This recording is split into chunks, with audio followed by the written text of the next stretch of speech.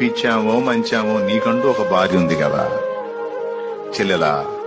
పిచ్చోడో మంచోడో, నల్లటోడో ఎర్రటోడో పొట్టోడో పొడుగోడు ఎవరో నీకు తగ్గ భర్త నీకు దేవుడు ఇచ్చాడు కదా. వాళ్ళని వీళ్ళని దిక్కుమాలిన రకాలను చూసి నువ్వెందుకు దిక్కుమాలిన పనులు చేస్తావు అనేది దేవుడు అడుగుతున్న ప్రశ్న. అవసరమైతే అసలు ఏ అనుబంధం లేకపోయినా అన్నాలాగా ఉండిపోయే దమ్ము ధైర్యం నీకుండాలి.